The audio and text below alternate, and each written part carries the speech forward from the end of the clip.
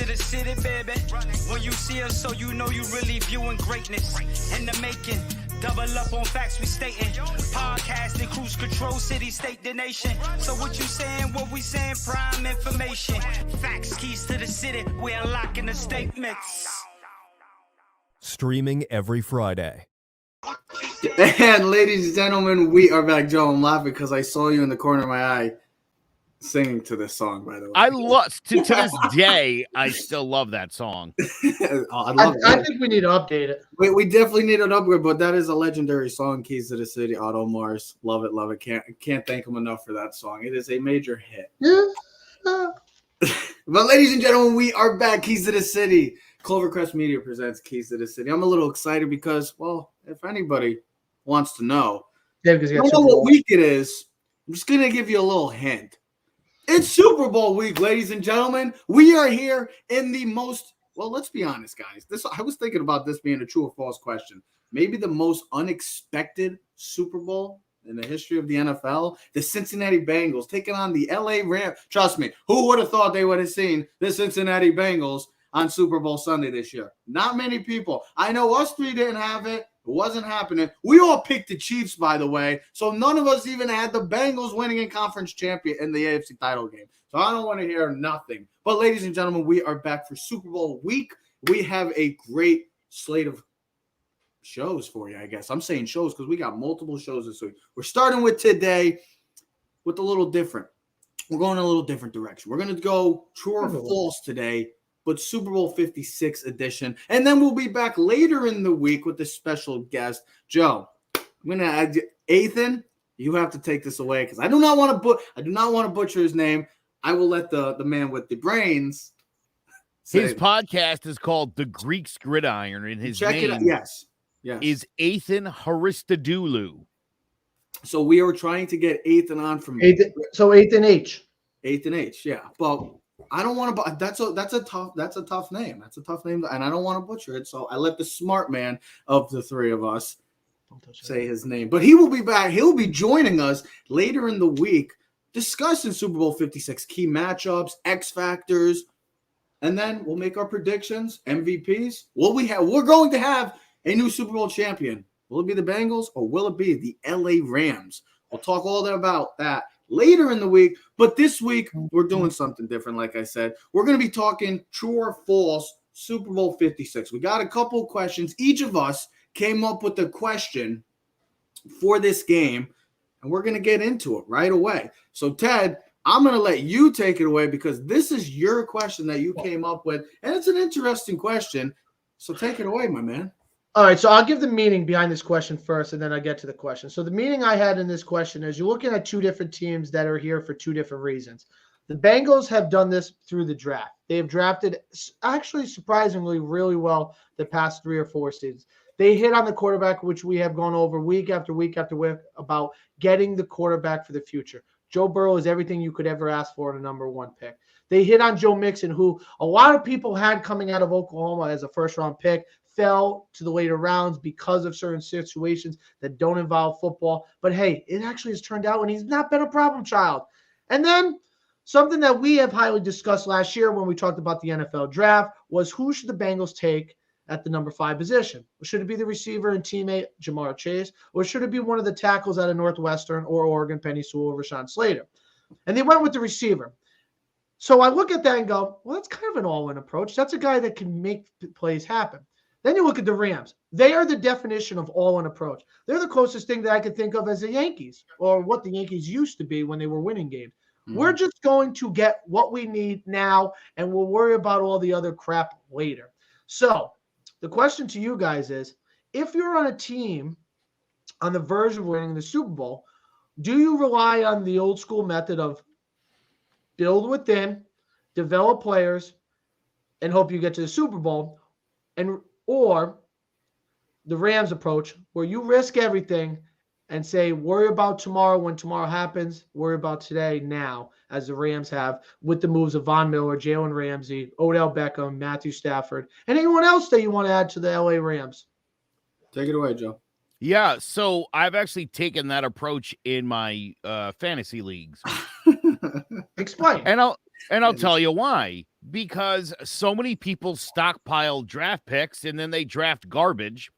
And so what was the point?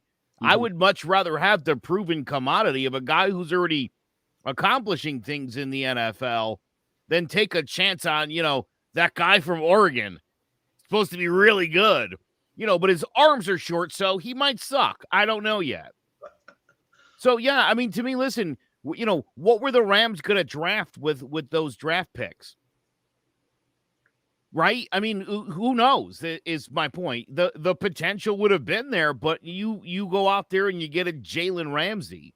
You go out there and get a Matthew Stafford. You could have drafted a corner. You could have gone out and drafted a quarterback and developed him. I guess you did that with Jared Goff, and that just got you so far. Or again, you cash in the chips, and you're like, hey, here we go. What do you got? I think it's a great approach. If you've got, and that's the thing about the Rams is you look at guys on this team, and I know some of these guys are newer, but you're talking about some of the greatest players of this generation, like Aaron Donald and Von Miller and Odell Beckham and Matthew Stafford. So Jalen Ramsey, you've already got some of the premier guys in the NFL. You know what I mean? Like you're talking about like this is an historic team. This is a team that we'll talk about in the future because there's even if definitely if they win, they've still got a window here where if it doesn't happen this year, I think that they 100% go back next year and win the NFC again. I think they're still by far the best team. They'll get a full year out of Cam Akers too. I can't imagine them improving much on the regular season they had, but they probably will. This was one of the teams, though, Trev, I wanted to, and I know I did not predict it because we had predicted, I believe you and me both had the Chiefs and the Bucs. But this was the team that if I had any cojones, this was the team I would have said would have gotten to the Super Bowl in the NFC because of what I thought about Matthew Stafford and what I thought about this team. Now, I didn't know Von Miller and Beckham. I thought they was going to be the team that they currently had. But they are special, and it's a credit to – here's the thing. I'll let you answer. It's a credit to the coaching staff and Sean McVay and also the GM, all right? You can't just go all-in approach and grab anyone. It's got to fit your system, and it's got to work. And I think what the Rams have done has really – kind of changed the way the game is played a little bit, similar to what the Bucs did last year. But go ahead, Trev. So I'm going to answer this question because usually when we hear the all-in approach, we see it in the NBA a lot. We don't usually see it in the NFL, but we've seen it the past couple of years with Tampa Bay going all in, getting Tom Brady. That worked out for them. Now the Rams going in, they've been going all in for the past couple of years now. This has been a slow build to where they finally ultimately got to, which is Super Bowl 56. They got this quarterback. My thing is, it works for a team. The all-in approach works for a team like the Rams or Bucs, where you're on the cusp. You have the talent from top to bottom, roster-wise. You have the coaching staff. You have the organization standpoint as well. With the all-in approach, it works for teams like this. It wouldn't work for a team like the Giants, a team that's rebuilding and a team that's on – kind of more at the bottom of the food chain in the NFL. Wouldn't work. That was the point of the question too, though. I know. Understand the team. Hold on. And so, as I'm trying to say, is like a team like the Giants or a team like, I'll give you a good example. The Philadelphia Eagles. They're a team that just made the playoffs.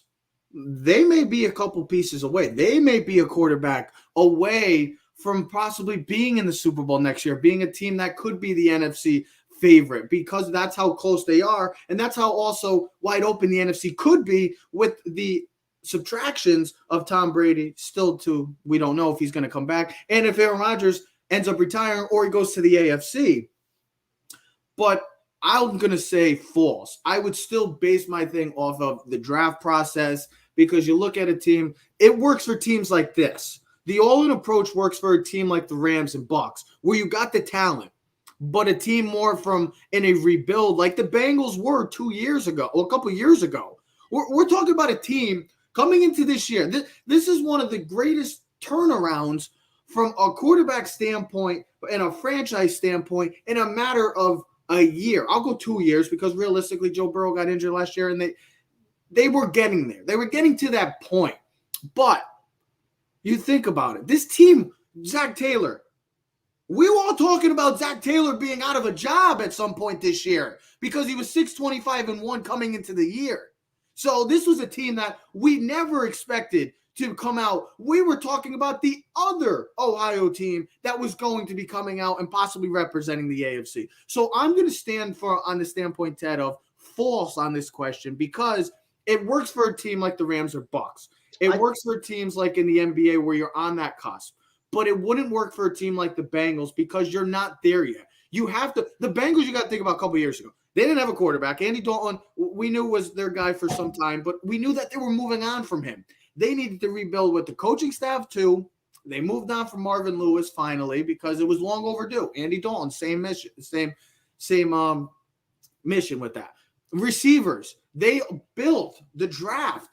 Joe Mixon, Tyler Boyd, T. Higgins. These guys were all not first-round picks, first-round talents, but they were all in later rounds. They added their offensive line. They still need to add more pieces. Drafting Jesse Bates. They did make some additions like a Trey Hendrickson, where DJ Reader, who have panned out, BJ Hill. They made trades that have worked out for this team. Logan Wilson's another great example who I loved coming out of the draft process. I was hoping the Giants could get a guy like him. He is fit. So for a team like Cincinnati, the all-in approach doesn't work. For teams that are at that standpoint where Cincinnati once was, it doesn't work. But teams like the Bucks and Rams, the all-in approach does work. So I'm going to say false, guys, on this question. The draft process still works and is still the winning formula to winning a Super Bowl. Well, listen, that's not to say that this team hasn't drafted well because they have. And again, you look at the 2018 team, ran it back in 2019. They missed the postseason. Mm-hmm. And I think, I think it was then when Sean McVay knew he needed to upgrade, gave it another run, an admirable run last year. But since 2018, I know he feels like he has the tools necessary to win a Super Bowl. And again, Cam Akers was such a nice piece to add last year. You didn't have him for most of this season. Yeah. Well, here's the thing. You got to realize your So, team. I mean, again, right, when you have the pieces, to me, it just makes sense that you go out and it's like, hey, you look at that 2018 and Dominican Sue was on that team. That whole roster was loaded with talent. Yep. So again, you're on the door. When we talk about this window for the Rams, I mean, people sometimes forget that. I mean, we're not talking about the last 2 years. This has been an ongoing process, right? For 4 years, the window's going to close in probably 2. Ted, let me say this. So let me say this, Ted, and I'm glad you brought that up too, Joe, because you were right. When they went to the Super Bowl a couple years ago against the Patriots, that team was talented from top to bottom. That was a talented team. They drafted right, but I don't think they really. I mean, the all-in approach. I think they just got greedy. I mean, they really only needed, with the talent that they had, they really only needed a quarterback from that standpoint. Because I know they lost players through free agency. I get that. It happens all the time to teams. So they did lose pieces. But it wasn't like you needed to go major upgrades. You didn't need to go get Von Miller. You didn't need to go get Odell Beckham Jr. You really needed a quarterback. That was the main missing piece for this LA Rams team, Ted. Well, see, here's the thing, and I don't know if this is a true or false question, but here's the thing. You got to look at this question in a gray area, in a wide perspective, in an open kind of globe. We understand that certain teams like the Giants and Jags and those, they're going to build through the draft. They got to get pieces, right? But here's a perfect example. It just popped in my head while you guys were talking. The 49ers is a perfect example to me. You have a team right now, and you've had a team since that 2017, 18, last 3 or 4 years. At least I'll say the last 4 years that I can think of in my head. Where 2019. You've had a lot of really good pieces, right? Your defense has been dominant. Jimmy G took you to the Super Bowl. All right, kind of similar to a Jared Goff style thing, right? Run the football. But what'd you do? You went for a young quarterback. What if the 49ers said, hey, we're going to give 3 first rounds and we're going to get Aaron Rodgers, or we're going to go get Russ. I know you can't get Russell Wilson, but if you go get someone like Tom Brady, you go in with that whole approach. Because here's the thing. If the Rams win this Super Bowl, you're going to have 2 teams in the past 2 seasons that have won with the all-in approach and winning at their home stadium. And both teams had a lot of good pieces. All they needed was a quarterback or a couple other pieces. The Rams, if they win, I think if you're a team like the 49ers, hey, okay, you're going to get rid of Jimmy G, Trey Lance. You're not winning the Super Bowl next year. And you're going to waste guys like Eric Armstead and Nick Bosa and Deebo Samuels and Fred Warner's careers because those guys' careers are short-lived. I think the Rams look at, hey, Aaron Donald's great. All right, he's not going to be great for forever. All right, and you got Robert Woods and Cooper Kupp, and you got to pay guys, and you got a 4 or 5 year window where you got to win as many Super Bowls as you can. This has to be an all-in approach. We have to win now, and if we fail, whatever. But at least we know we gave it all our shot. 49ers, the Packers. You decided to draft a quarterback for the future instead of going to get another top-tier receiver to combine him with Devontae Adams or go get another piece. Teams that have superstars, quarterbacks, and you're right there, go for it.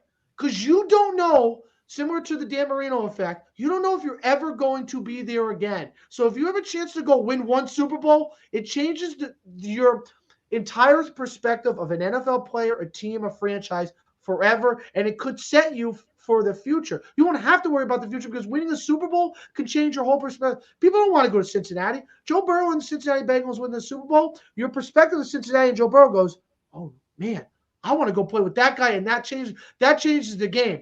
Well, Trev, you made a good point on your thing. Philadelphia Eagles. We thought they were going to be one of the worst teams in the division, maybe in the league. They surprised a lot of teams. You got 3 first-round picks.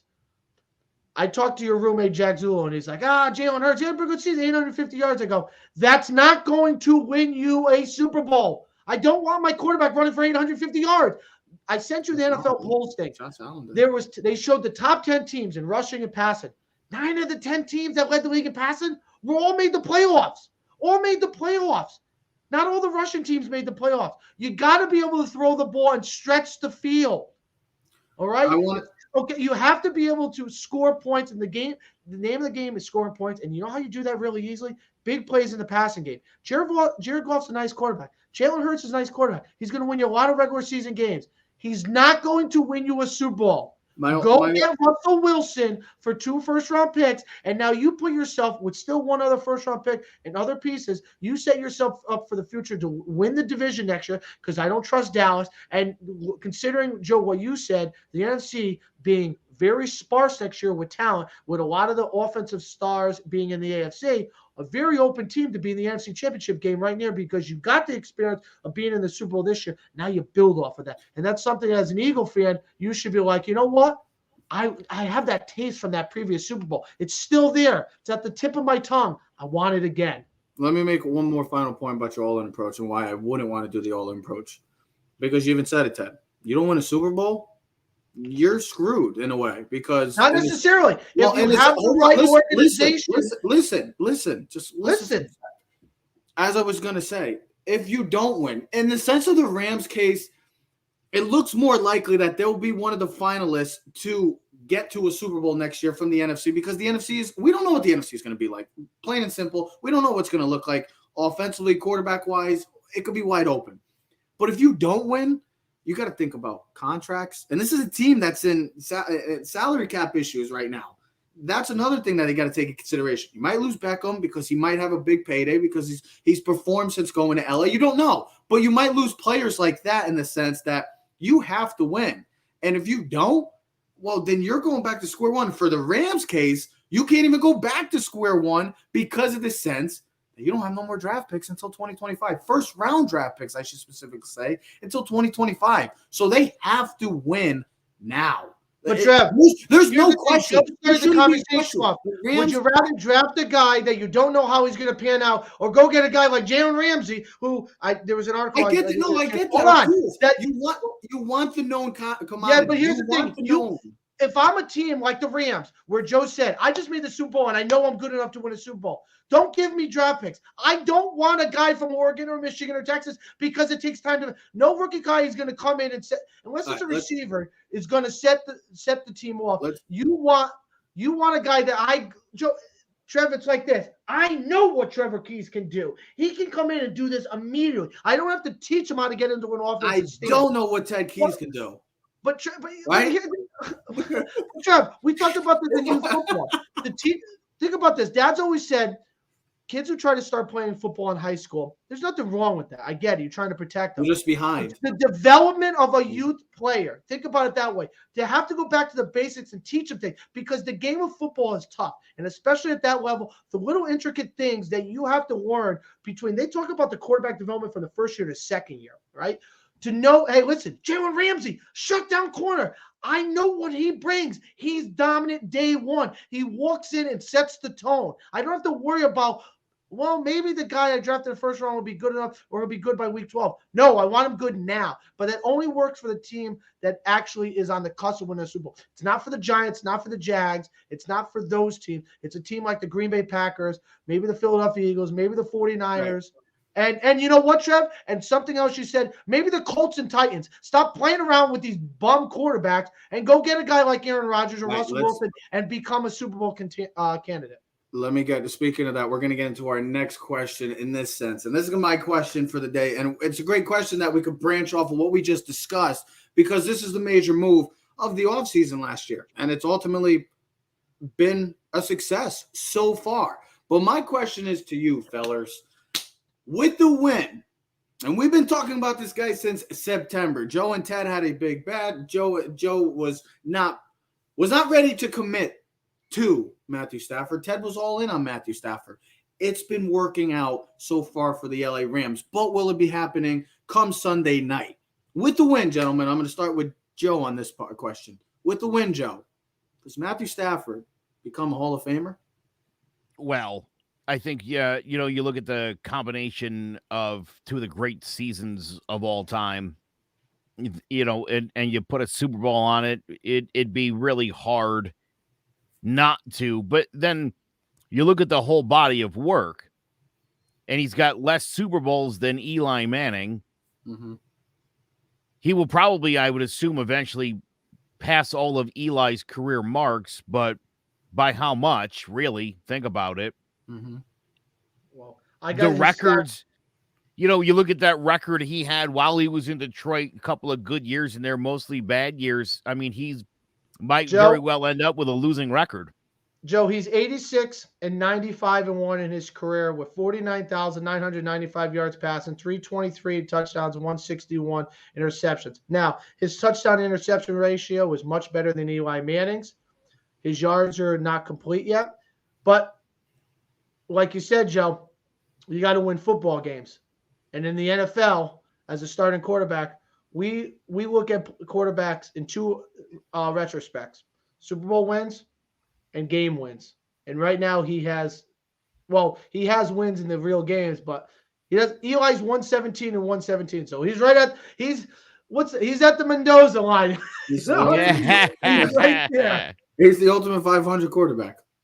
He's ultimate 500 quarterback. Well, again, a 500 quarterback with a couple Super Bowl rings, that changes your perspective. Yeah. You could overlook the time in Detroit if this guy wins a Super Bowl.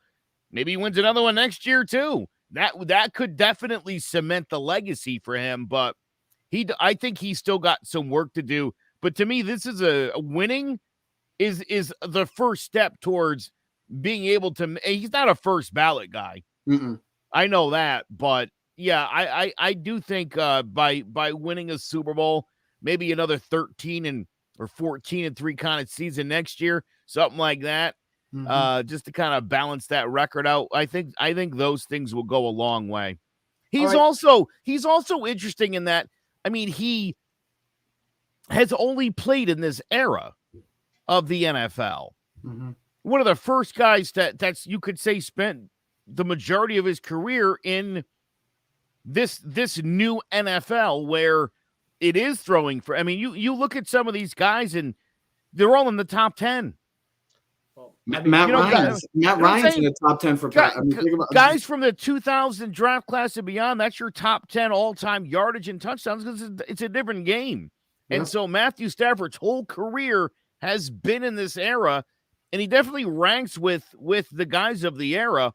So again, it's going to come down to whether he can win a Super Bowl and get that record at least to 500. Ted? So with the win, does Matthew So Stafford? Joe, you said full. I'm getting from what I'm getting, it's a false. If he wins, he has. No, he I think needs Joe more. went true. He needs more consistency. Is what you're saying. He needs to get it to be a Hall of Famer. He needs more consistency. I think he's got to win a Super Bowl to even be considered, and there'd still be a little bit more work to do. But it is very feasible at this point. So I would say the statement as it's written is false. But if you ask me this next year, I would say it's true. So here's the question. And because I actually came up with the same question. Then you and me, Trev, laugh. We go, oh, you go, that's my question. I said, all right, cool, take it. Is he a Hall of Famer with the win? The answer is not yet. It's a false at this present time. Because first of all, you got to compare him to his colleagues. You got to look at the guys that he's played against, right? Let's compare him in the last 12 years since he's been drafted number 1 out of Georgia in 2009. All right? He's never been a pro. He's never been ever recognized as one of the 3 or 5 best quarterbacks in the league. Never. He's had the talent. There's a difference between talent and looked at, right? Played for one of the worst organizations. Though he is going to be the quarterback of the 2 greatest receiver seasons of all time in Calvin Johnson and Cooper Kupp. So it does have a somewhat to say. So let's compare him to some of the quarterbacks of guys of his generation that we consider great. Aaron Rodgers, 1 Super Bowl. Russell Wilson, 1 Super Bowl. Can never talk about Tom Brady because he's in a league of his own. Drew Brees, 1 Super Bowl. 1 Super Bowl. Here's the thing. Eventually, he might be in there. What he does by winning a Super Bowl is he puts himself in the conversation. That's what he does. He becomes one of those guys like Eli Manning. You know what I mean? He becomes one of those Philip Rivers. Because here's what Matthew Stafford could be if he never wins a Super Bowl. Philip Rivers. That's exactly who he could be. Jim Kelly, Marino. No, see, I'm not talking about Jim Kelly. That's 40 years ago, right? And I know when I said 40, I'm talking about now. Let's compare him to this generation because league is different. It wasn't 40 years ago. I know, Joe. Well, Joe, it's not that one. It's almost 30, Joe. We're getting there, yeah. Joe, we're getting old. Joe doesn't want to hear that. Joe hears that. He's like, oh, boy, I'm getting old now. Joe, I remember it like it was yesterday is the problem. When I think of Jim Kelly, I think of like 30-year-old Jim Kelly, not 62-year-old Jim Kelly. Okay, so he's in rough shape. That's 30 years ago, buddy. That's 32 years ago when he lost to the Cowboys in 99 too. With that being said, let's compare him to a guy who had won. So Philip Rivers, right? You want to talk about those 3 quarterbacks, Big Ben, Eli, the Rivers. Seems like when you ask most people, Big Ben's the automatic, right? And then Eli is kind of a little bit over the 50%. He's got the 2 Super Bowls. And then Rivers is right there. He's got all the stats, but he doesn't have any Super Bowls. He's never even been to a Super Bowl. Matthew Stafford could fall on that line. And if he doesn't win a Super Bowl, he won't be a Hall of Famer. He might be top 5 in all stats, but he won't be in the Super Bowl.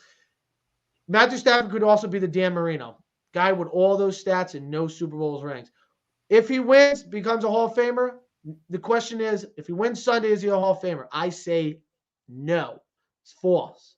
But he becomes the discussion because I think when you look at a player's career, you have to look at the final career. So what he has to do now is he has to continue what I thought he would be coming into the Rams is a successful quarterback with a winning record. Like Joe said, let's win this one. Let's continue to put up great numbers. Let's continue to win 10, 11, 12, 13 games for the LA Rams. And then when we look at his career maybe in 4 or 5 seasons going, well, he's got a record. He's got close to 400 touchdowns. He's got close to 65, 70,000 yards passing. And he's got a Super Bowl ring. He's a Hall of Famer in today's football. What you have to do is, this is the question that we said with Eli. How does he rank among his peers? That's what it comes down to. You can't compare Troy Aikman and Matthew Stafford because the game is completely different. I know you said Jim Kelly. You have to compare it to today's generation. Is Matthew Stafford one of the best quarterbacks of his generation? I'll give you That's a better. What it comes down to be a Hall of Famer. Did he dominate? Did he dominate his competition? Go ahead. Here's a name that would have been maybe in the same discussion, the same breath, had he won a Super Bowl. And, well, we all know what happened this famous game. Matt Ryan is a perfect example. Matt Ryan is a guy that, what if he wins that Super Bowl? Because right now, his stats career-wise, he's going to hit 60,000 next year. He's got 367 touchdowns. He's going to be the quarterback of the Atlanta Falcons again, and we've already heard that from them. So, and he's got a record of 120 and 10 versus 102. Plus, he got to that one Super Bowl. He won an MVP that season. It's just he didn't win that Super Bowl, that epic collapse. We all know what happened. But that's the best way to relate this question is the Matt Ryan line, kind of like we always talk about. Matt Ryan is the ultimate middle-level quarterback. Is he above Matt Ryan? No, I thought that was your Kirk Cousins line. No. That they used to always say, is it Matt Ryan? Is the Matt Ryan line, is he better or is he below Matt Ryan? He always felt like Matt Ryan. We always used to watch Colin Cowherd about that, and he used to always talk about that. But that's how I relate this question because Matt Ryan was in a similar place, coming off an MVP season, a historical season from an Atlantic Falcons standpoint. And they were just, I don't know, a couple minutes away from just winning a Super Bowl. Just if they just do the right thing. Just run the football. Just run the football, and they're Super Bowl champions. But that's how I can relate this question. If Matt Ryan wins that Super Bowl, is he a Hall of Famer with his stats? Matt Ryan got better stats, record-wise, touchdowns, than Matt Ryan. I would say yes. So is Matt Ryan a Hall of Famer if he wins a Super Bowl? That's a question still for debate because he didn't win a Super Bowl. I don't know if he's going to be a Hall of Famer. But with a Super Bowl win, it would be a significant push into that discussion for Matthew Stafford. But I'm all in agreement with you too, fine gentlemen. I'm going false as well. With a win, Matthew Stafford would not become a Hall of Famer because I need the consistency. It comes down to consistency and, oh, no, we lost Joe. We need connection. We'll get him back. Joe, if you come back, that's what it comes down to for me. And I was looking at what other peers like Steve Mariucci was saying. I wanted to see. It's a question that everybody wants to know. Would Matthew Stafford become a Hall of Famer? You know what stinks that Joe just went black? His question is next. So we got to do our best to talk. That seems very hard to do here on Keys to the City. Now, all kidding aside, Matthew Stafford, that's what it comes down to for me. It gives a significant push if he wins on Sunday because anytime you win a Super Bowl, you're in that discussion now. And if he doesn't, then you're just back at the same old, well, you're a good enough quarterback, but you're not a great enough quarterback to win a Super Bowl, and you're out of the discussion. You'll be that Phillip Rivers. But for me, it's got to be the consistency. An amazing season this year, 40-plus touchdowns. I know he had 17 picks, but he was unbelievable. He was the orchestrator of the two greatest receiving seasons in the history of the NFL and the continuation of the greatest receiving season in NFL history in Cooper Kupp. But I just need to see more. He's been in the league. We know that when you win a 2009, he's got all the talent in the world, one of the strongest arms in the game. He does everything well. He just needs to win more. And if he can win a Super Bowl, he's got a huge, significant push to making that strong case. Well, we know when we talk Hall of Fames, we always seem to go back to rings and Super Bowls and all that other stuff. I think that's what it always comes down. It's kind of like the Jordan LeBron debate because everybody. Well, not even Jordan LeBron, but even like if you're. I think that's the. Trev, I want to say Jordan LeBron. I'd say like Clyde Drexler, a guy who had phenomenal stats, didn't win a championship. Charles Barkley didn't win a championship. They couldn't get over the Jordan. Now, that's different because of basketball and individuals can really take over a game, and football is such a team game. But, you talk about these players nowadays. You talk about these quarterbacks. There's so many great quarterbacks. We were talking about the Joe Burrow thing. What would it mean for Joe Burrow and the Bengals if they win a Super Bowl? And I'm like, if they don't win, it could have a great effect. And I was like, because the Ravens will be better. And Josh, and you're like, Ted, Lamar's still got to get to an NFC championship game. So that's why the importance of getting a Super Bowl, winning a Super Bowl. Aaron Rodgers, been to 5 NFC championship games? He only got one Super Bowl win, though. He went to one Super Bowl and he won it. So to be able to get there, there's no guarantee. Like you said, and we talked about maybe the all-in approach with my previous show. My previous question is, well, if the Rams don't win and Matthew Stafford, whatever happens, if the Rams don't win, it has nothing to do. But can the Rams get there again? What's going to happen with this team next year? Von Miller could be gone. You know what I mean? Where does Beckham go? I mean, you still think this team is going to be competitive and a Super Bowl contender, but every year we know teams drastically change in the NFL. So, to be able to win it now, and here's the other thing. you think about the storyline for the NFL the past 2 seasons. Now you take the greatest quarterback of all time, you take him out of New England, you bring him down to sunny side Tampa. Mm-hmm. He takes a team during one of the craziest times in it seems like ever with COVID. No fans, all the other stuff. He leads for the first ever the home team to the Super Bowl, and they win the Super Bowl. Imagine that. Matthew Stafford gets traded the next year, gets traded from the poorly Detroit Lions to the LA Rams to lead the LA Rams to the home stadium to win a Super Bowl. I mean, it's never been done before, and then it's going to happen back-to-back years. It's incredible, the storylines, how football continues to give us the best movie. Maybe even more of a question. It's incredible the year. I mean, you said you started the show. To think about that the Bengals and the LA Rams are in the Super Bowl. Now, the LA Rams, a lot of people probably picked them. The Bengals, no one probably even had them winning their division. Might as well win in the Super Bowl. So it's an incredible feat. And I think for both quarterbacks, but especially Matthew Stafford, because Joe Burrow still has so much time left in his career, to win the Super Bowl now, knowing I think it could. Steve Young, another guy, the monkey on the back, right? Steve Young. Is Steve Young a Hall of Famer if he doesn't win that Super Bowl? Remember they talked about, you always talk about the monkey on the back. Right? Stafford, man, if he wins now, it could even make Matthew Stafford even better than he ever is, because the confidence that he could gain and what he would gain just naturally from winning a Super Bowl could uplift him in the LA Rams. Let me get your take on this quick. And they were talking about it on Speak for Yourself yesterday. I was watching. It was an interesting question. Is this, if the Rams don't win, and we'll wait until Joe hopefully comes back having some technical difficulties. Hopefully we get him back for his question. But let me ask you, the Rams don't win the Super Bowl. Maybe we could wait for Friday for this question, but I'll bring it up again. If the Rams don't win the Super Bowl, was it a success for the Rams? Or is it anything less than a Super Bowl victor, a title, was a failure? And Marcellus Wiley said, I'll say Acho.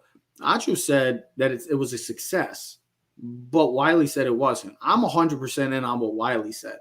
I think that it's Super Bowl or bust for this team. Kind of like last year with Tampa. I felt like last year was Super Bowl bust for Tampa too. Well, I don't think it's Super Bowl or bust, but as a competitive nature, anytime you don't win a championship, it's a bust, right? Because as a competitor, you want to win. Mm-hmm. There's nothing worse than being number one. There's no. I think what's the Ricky Bobby. You're either first or last, right? So, and if I am right on that, no, you're right on that. I can't believe you just quoted freaking Will Ferrell.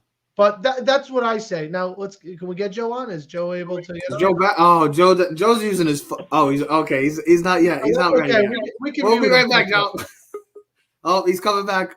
Wait. That's okay. Hey, whoa. Bro, look at the color. The lighting looks. That's okay. Different. It doesn't matter. So we'll save that question for Friday. But I will say this though: if you're not first, you're last.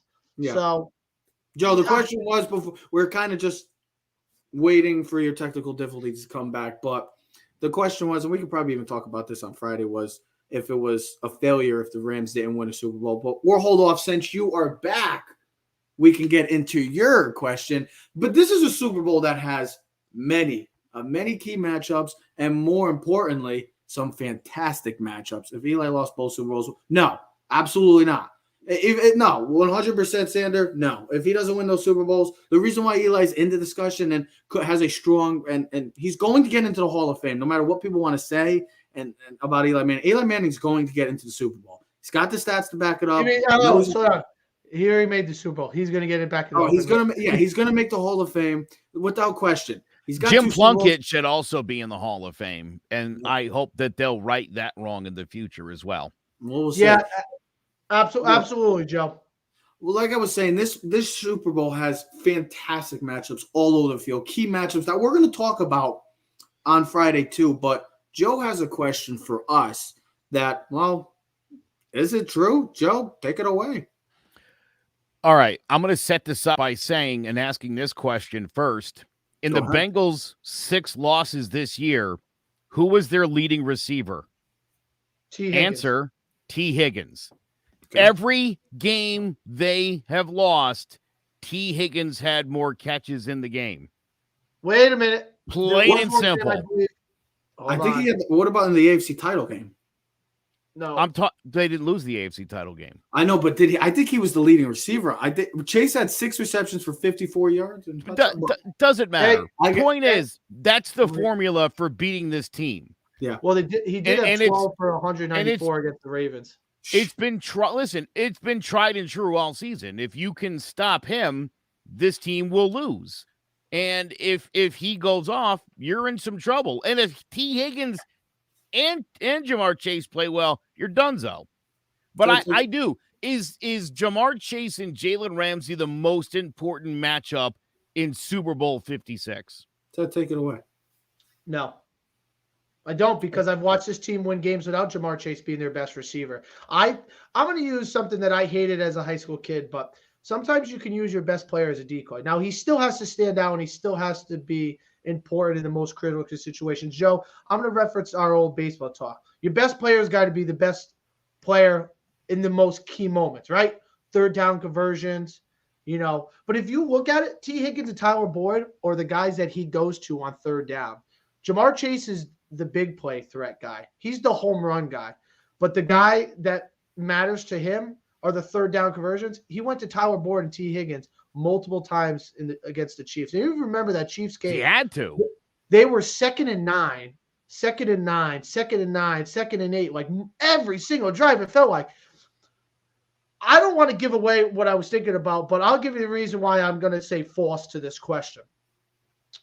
I would have said true if they were like the Packers, like if Chase was Devontae Adams, I would say absolutely. He's got to dominate. But because of what Joe Burrow has for a complementary trio of receivers, with his tight end coming back and is going to play, I don't think he has to be the biggest factor. I think for me personally, the biggest player I think importance for the Bengals is Joe Mixon. Joe Mixon has to be dominant. He's got to be able to touch the ball at least 20 to 25 times a game. And you're going to go, why? He's got to run the ball. And they got to run the ball successfully, and he's got to run with some tenacity. Because if you're not running the football against this Rams team, who actually has only given up 65 yards per game so far in this postseason, which is number 1 in the postseason, you're going to allow those 4 guys on the Rams, guys like Aaron Donald, Floyd, Gaines, and Von Miller, to pretend they're on the racetrack running a 100-meter dash after your quarterback, like the dogs chasing the rabbit around the track. That's what it's going to look like if you're not able to run the ball with Joe Mixon. And if you look at it, when the Bengals are really good, Joe Mixon is a huge factor in their games, either running or passing. Joe Mixon has really not been the standout guy so far in this postseason. But if they're going to win this game, for me, Joe, personally, it's Joe Mixon. I love the matchup, though. I think this is a significant. How could you not? If you're a football fan, how could you not be excited? You have a possible top 5 receiver in the NFL right now versus the best corner in football, going head to head. What more could you ask for?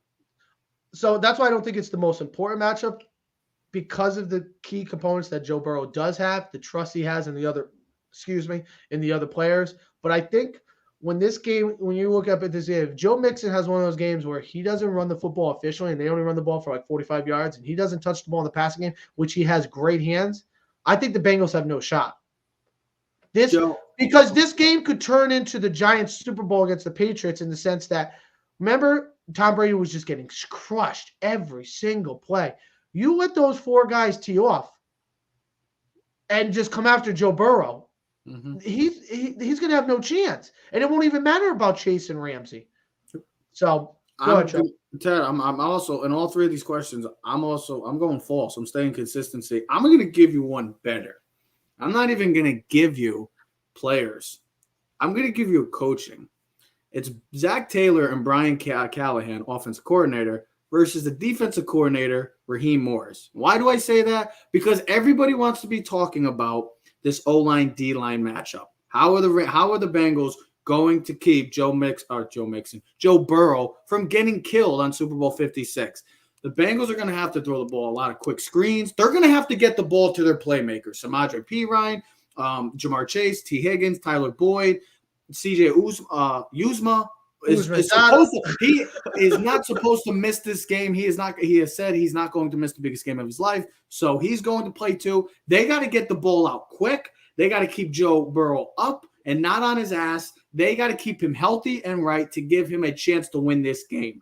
And I know how Raheem Morris, with this defensive line, Von Miller, Aaron Donald, Leonard Floyd, they have one of the most stout defensive lines in the game.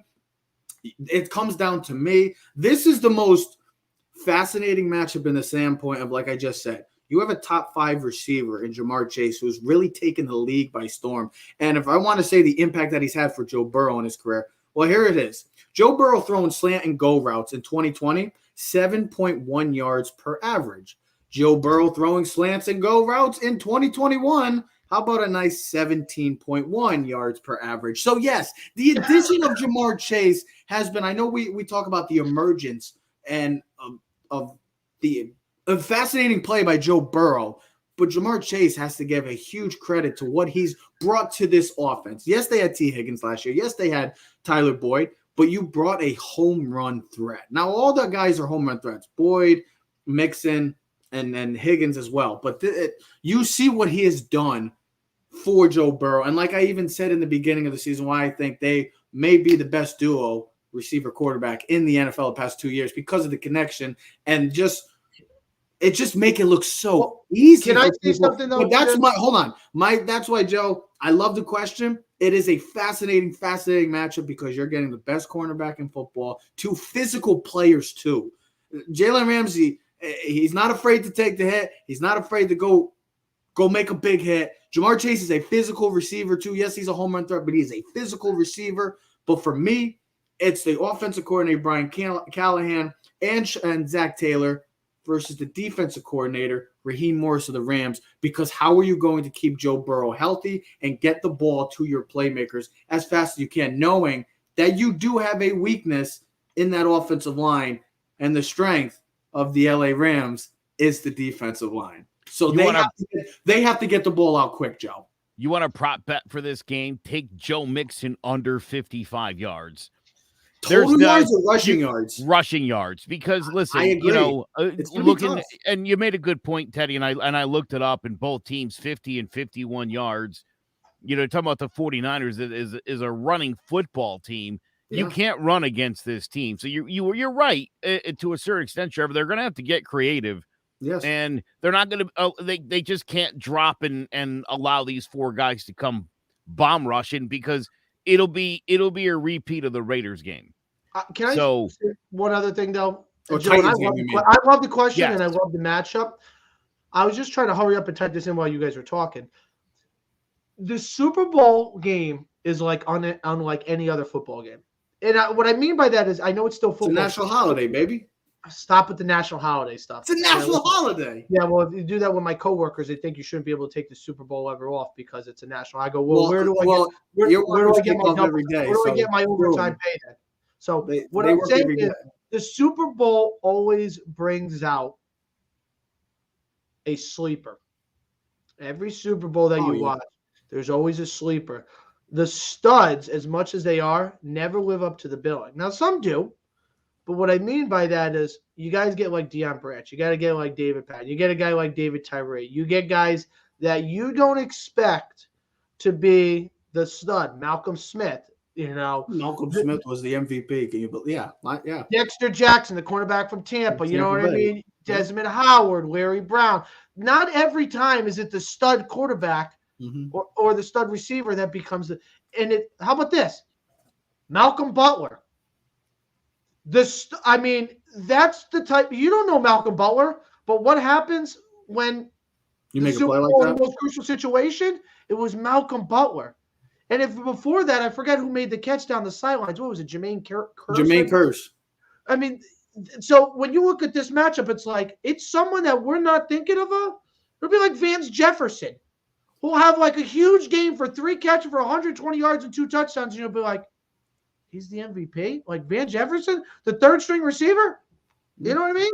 Yeah. That's what the Super Bowl does. It brings out sometimes the best in the other players that you never expected because so much spotlight is put on these superstars that it's the other guy's opportunity to uplift themselves, because the Super Bowl always seems to bring out the best of other people, and it always brings up something different. It's like any other game. The craziest stuff happens in the Super Bowl that doesn't happen anytime other in the regular season, and it's hard to really put it into words. Yep. But So I can put it into words. Phil McConkey and David Tyree. You're welcome. Love it. I like where your magic is at. I like what you're thinking. You know what? You're exactly right. And you can go through the history of the Super Bowl, and I go back to William the Refrigerator Perry scoring a touchdown from the goal line in a game, mind you, that Walter Payton did not score in. Mm-hmm. Dude, even as a Giants fan, that hurt me in the game. I thought, you're not going to have Walter Payton like jump over the top here, really? But that is what the Super Bowl is. That too. Walter Payton should have scored. That's it. Gotta give the ball the sweetness, the hate on sweetness. But I'm just saying, that was things so like that upsetting. happen in the Super Bowl, but that would never happen in the regular season game. Walter Payton would have been in the goal line. I mean, look at Super Bowl 46. Mario Manningham makes the play of the entire game. I mean, that's just unsung heroes, players like that. It just happens. And you're right, Ted, 100%. Yeah, we always like to talk about the big stars every year about Super Bowls. Oh, who's going to do this? Who's going to do that? It's always the unsung hero. Last year, Shaq Barrett and the defensive line at Tampa Bay Buccaneers. Yeah, we knew it was going to be impactful, but the way that they impacted that game and distraught Patrick Mahomes throughout that entire game was just incredible. That's what happens every Sunday in Super Bowl Sunday. You just have an unknown sometimes that come out of it. I know we always talk about the greatness, the great players, the quarterbacks, the receivers, the running backs, but Ted's right.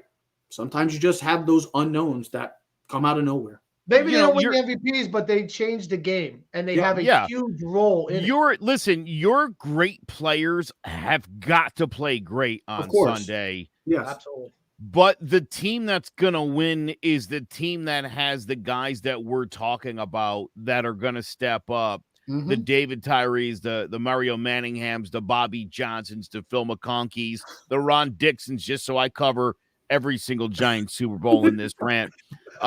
There's always that special moment where that guy that you didn't see anything coming from on a 4th and 17 makes a catch, and you're like, oh, come on. So, yeah, that generally ends up being the difference maker, and I suspect we'll probably see that here as well. Well, this is part 1 of Super Bowl week edition Keys to the City show. We'll be back Friday discussing all the key matchups, the X factors, Super Bowl MVPs, and, of course, who's walking away SoFi Stadium as world champions. Do we get back-to-back, or do we get the unsung hero, Joe Burrow, and the Cincinnati Bearcats? I call them the Bearcats because who would have known? The Wildcats, the Bengals. I call them the Cincinnati Bearcats. What a fail. Joe, just shut him down, Joe. Hey, Ted, you have the power now. Can you imagine? You have the power what, to do it. Like the Super Bowl, I could step in and take over the role and fill this in. No. Ladies and gentlemen, thank you for tuning in to Keys to the City. You can follow us on all social media platforms. And ladies and gentlemen, we are presented by Clovercrest Media. We'll be back Friday. Like I said, I cannot wait. The unexpected Super Bowl. We'll also talk about the question that we wanted to talk about in today's show. If the Rams don't win, this is one of the main questions. The Rams don't win. Was it a bust of a season? It comes down to that. We'll talk about all that this week. I cannot wait. Cincinnati Bengals, LA Rams, Super Bowl week is here. Football fans, let's enjoy it. It's go time, ladies and gentlemen. Clovercrest Media presents Keys to the City. We are out. Yeah. Keys to the city, baby. When you see us, so you know you really viewing greatness in the making. Double up on facts we stating. Podcasting, cruise control, city, state, the nation. So what you saying, what we saying, prime information. Facts, keys to the city, we're unlocking the statements. Streaming every Friday.